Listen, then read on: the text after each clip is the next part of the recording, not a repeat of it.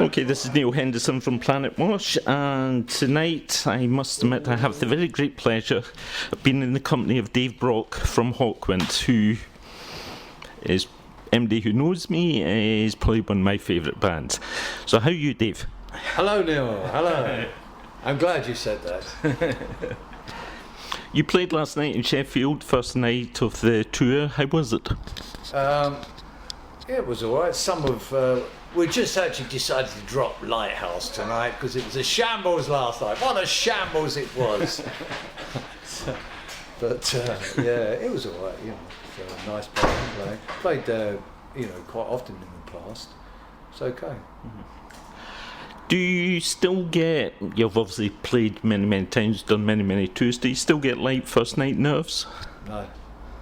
Doesn't affect you at all. Don't suffer from things like that. You know, I think after years of doing this, you don't really suffer from nerves anymore because it's our livelihood. It's like a bit of carpentry work. You get the carpenter's here, make that chair. And he can't make the chair because his hands are trembling so much. No, we don't suffer from things like that. Very fortunate.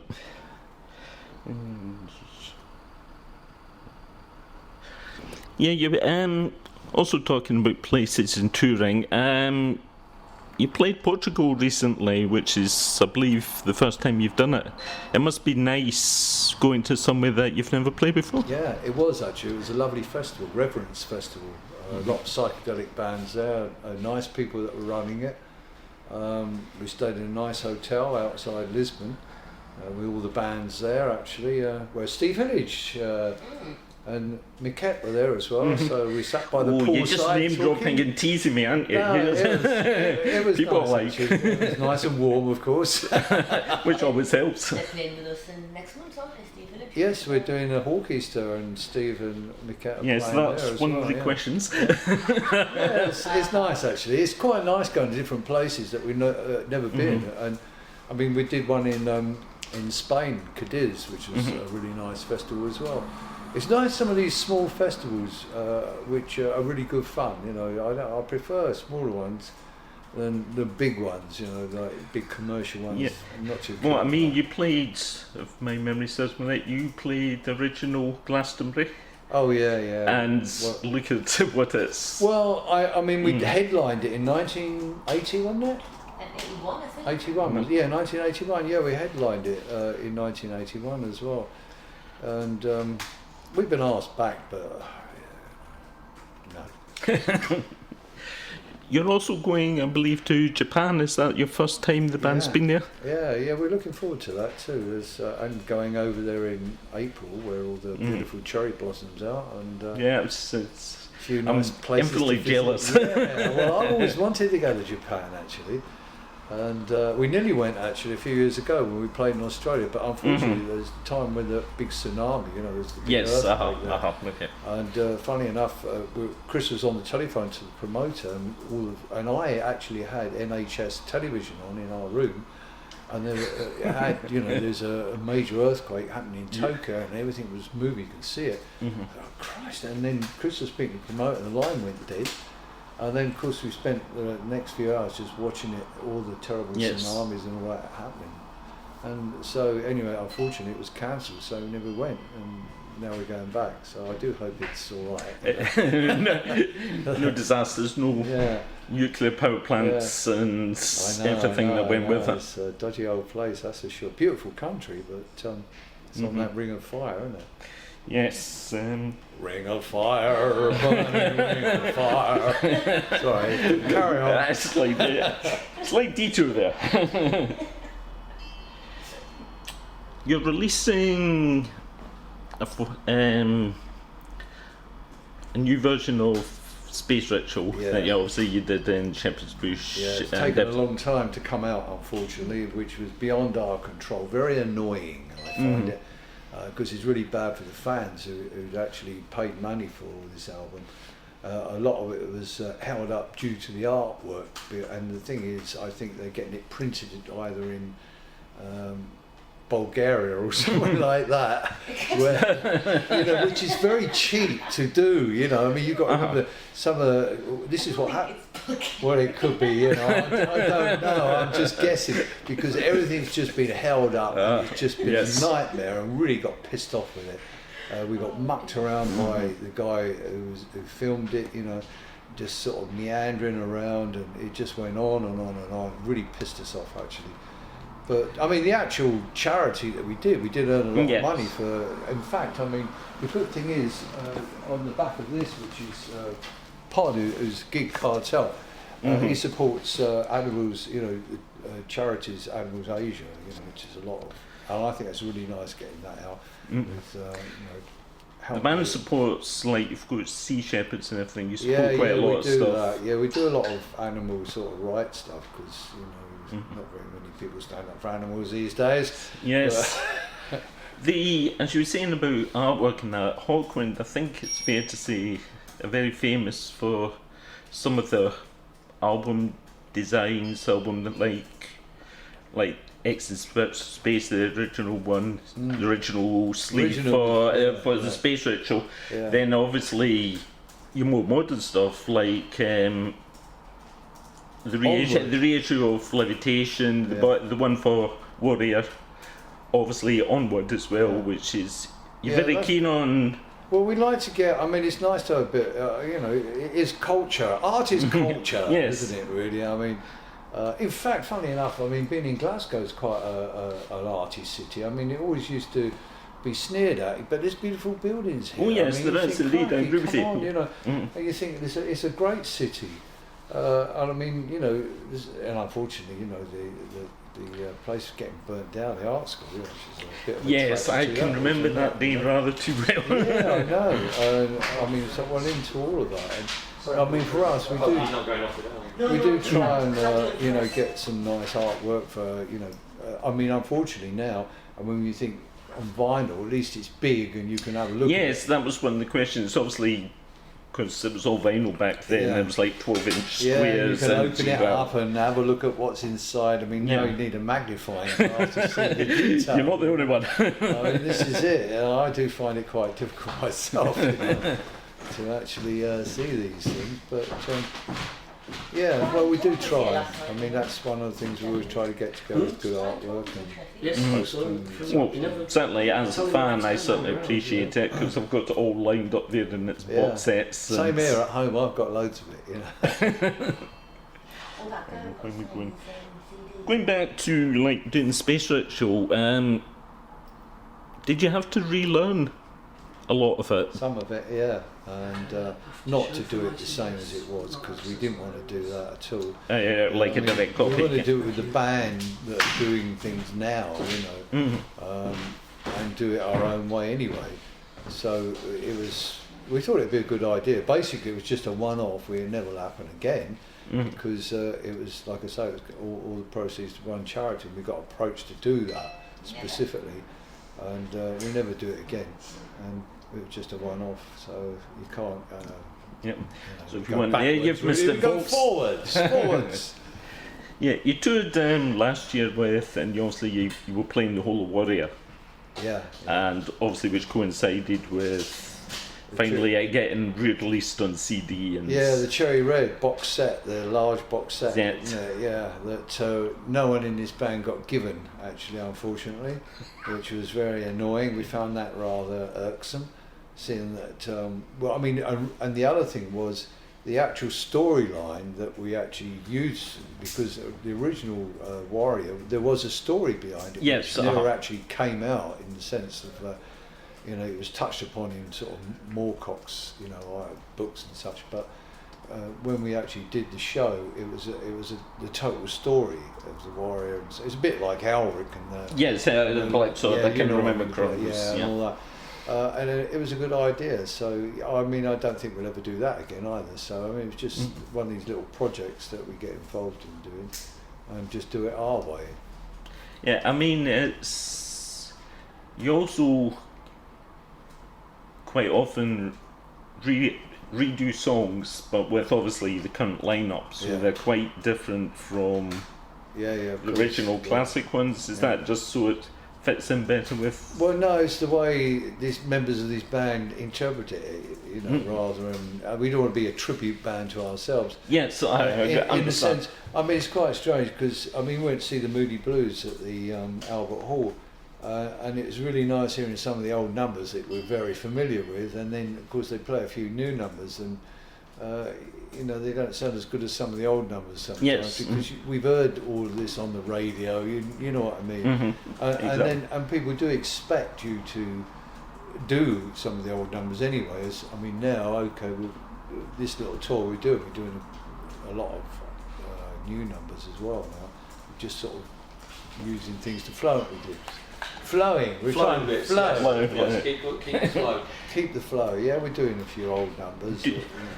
Do you have a problem trying to balance the newer stuff with the The old. older stuff? Obviously, the fans want to hear certain things, Well, not but really. you don't want to play the same thing. No, I mean, we find it's quite easy. All these numbers work into storylines because they're quite often, I mean, we're doing Microman, aren't we?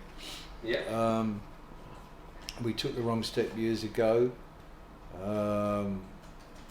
Shot Down in the Night. We're doing a few numbers from the sort Because of, you know, I think I'm era. saying I've never actually heard you play Shot Down Night. Yeah, so we're doing a few of those numbers which are a bit different. Well, I mean, we got Yeah, really we tried to make this really different from the past few years.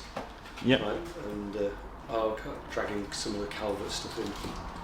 Well, I'm quite happy to hear you dragging the Calvert stuff because I'll openly admit that period I absolutely adore. It's where I started being a fan of Hawkwind from the Calvert period. Well, I got into it. It was a friend of mine. I got into it actually from listening to. He had Do Re Mi, and he had obviously the Space Ritual. So that's where I got into it from. But then, obviously, you go out, you buy stuff yourself, and you listen to the Calvert stuff. I just think his lyrics, of or some of it, you know, it's just so Absolutely. good.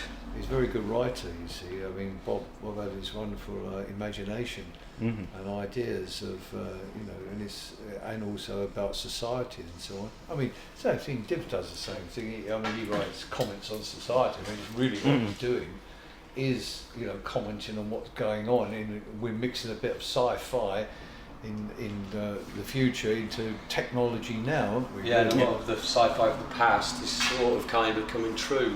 There's a hell of a lot of stuff. How do you feel about that? Like what you were singing when you first started about, and it's now like happening in It various. takes too long, doesn't it? Though? I mean, it's like, you know, listen, we're all fans of Star Trek, and you think Gene Roddenberry and all the wonderful things that we dream of are happening, you know.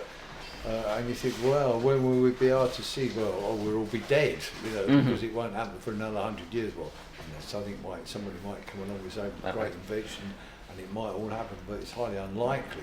I mean, look, now we've got mobile phones. Look, you know, you think a few years ago we used to have to go in call boxes, wouldn't we? Put money in. Yeah, certainly. And then not get an answer at the other Yeah, I end. know, this is it. And of course, computer technology too. Yes, that sort of thing. And of course, it's become very invasive, as we know. Yes. And all the dangers of on the internet of, you know, people, they're faceless people that can. I think anyone who's quite well known gets shot down. And athletes, I mean, constantly being shot down. Anyone of artistry, always shot down by computer cowards, basically. Yes. Yeah, they try and ridicule you and make you look stupid.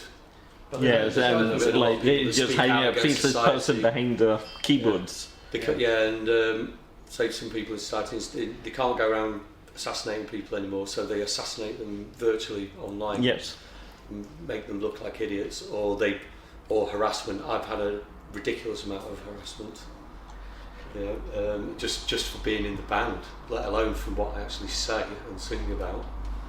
I mean, but Well, this is just not. It's across all walks of life, Yeah. basically. You know what I mean, and of course, the change will occur because technology will be able to nail these people because you know they are cowards. They hide behind and Yes, they certainly. just abuse people constantly. And I mean, as technology advances, obviously you know, you can find out who they are anyway, find out where they live, and you know if you want to go and smash their doors down and hit over there with a baseball bat. Well, that's the way to do it. Anyway, next question. Next question. I was looking through some old interviews and things prepping for this, and you got asked, I think it was in the late 70s, about Silver Machine. Obviously it was just the biggest single you've had, etc. And at the time you were saying it only did good things for the band because it allowed you to buy a PA, allowed you, I believe, buy a van, do the Space Ritual, etc. So you were saying it was all good. Is that still true? Or is it like a bit of a millstone round your neck? You've got... Well, you don't have to play it. I mean, I know you didn't play it for a while. It did get to be like, because it was, you always expected to play, Yes. play it, think, oh Christ, do we have to do it tonight? And then, we'd do it and it'd be all right, and then you don't do it. Then it was used for lots of TV commercials. Yeah, so it was like the Master one. So, yeah, I mean, it was quite good because as a writer, writing it with Bob, we did earn quite a bit of money out of it, which is jolly nice. And of course, for the band, it made us sell a lot more albums too, because obviously when a record company, when you get a hit record, you're assured for the next 4 years of. Yes. Times have changed now with recording industry too. You don't get these deals like that anymore. Talking about recording, you have a studio. Yeah. It's digital, I believe, now. Yeah, we've got Mac technology now. And does that make life easier for you? Yeah, it does. It makes it a lot easier.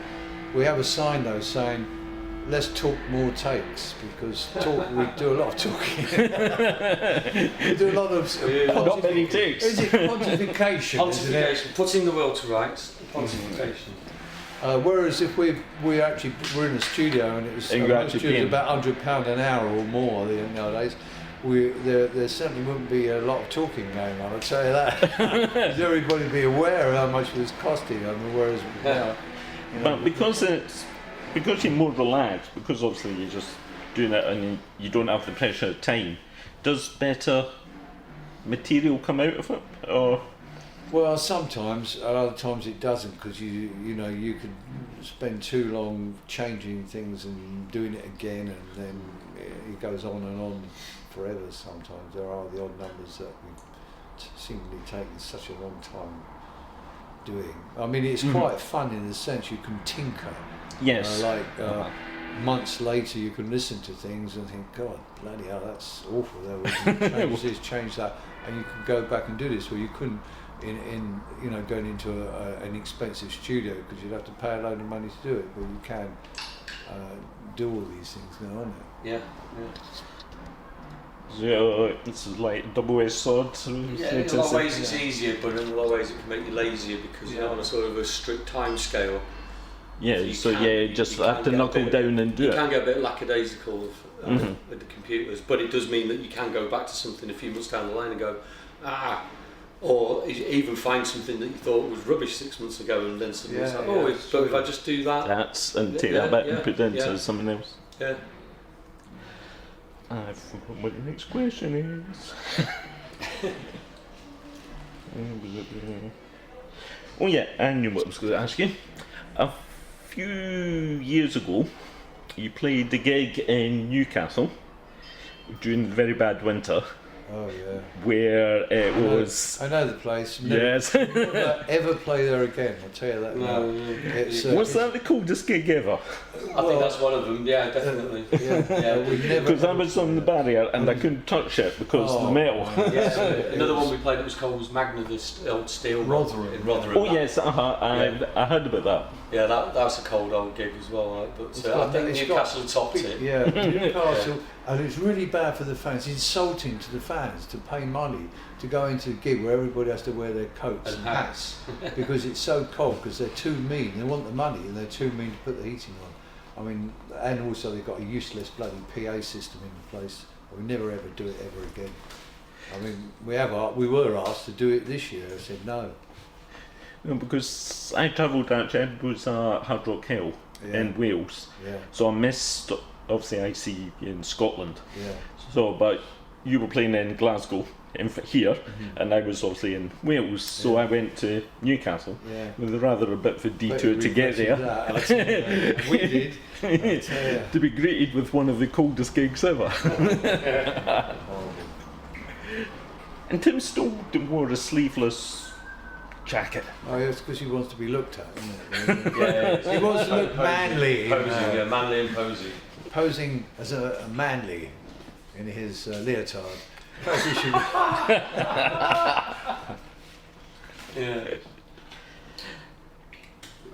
And on, so have you I take it you've got plans for a new studio album at some point? Yeah, we're working on that now. We're doing When the Machine Stops, which is written, was it 1902, wasn't it? Or I think it was first published in 1920, because I was reading it again the other day, but by E.M. Forster, about how society has degraded so much. They don't live on the surface anymore, they live in these little cubicles, and they communicate through screens. They don't go outside, all their shopping comes in, delivered, or any doctor thing, the doctor machine comes down and sorts them out, but they start treating it like a god.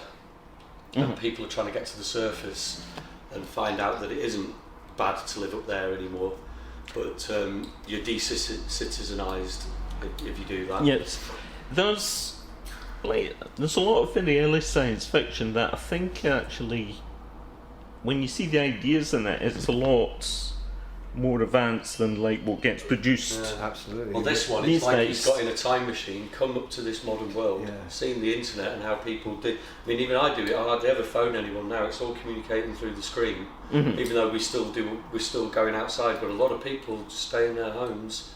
All their food's delivered. All their Amazon delivers this, eBay delivers that. They don't have to go out and do anything anymore. And I think that it's dehumanizing society. And that's what the book's about, so that's what we're going to do the album about, based on those ideas and develop it as our own. I think I can safely say I look forward to it. It's another dystopian Hawkwind album, very much like Bob used to write about. He used to read all those kind of J.G. Ballard and that sort of thing. But what a discovery! It's only a short story, but we were just like has this guy seen, been in a time machine? Has he seen the future?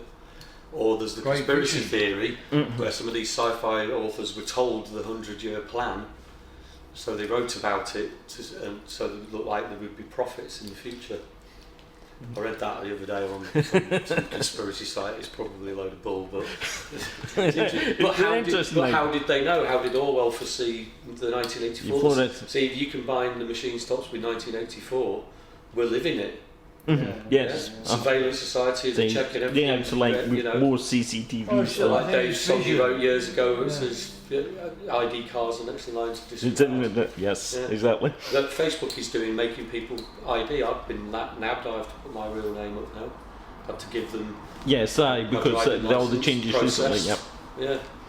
Yeah. Well, on that, I was going to ask Hawkwind in October. Can you tell us about that? What was the original idea? Well, actually, because it's near where we live, Seaton in East Devon, the town hall, there's a beautiful town hall.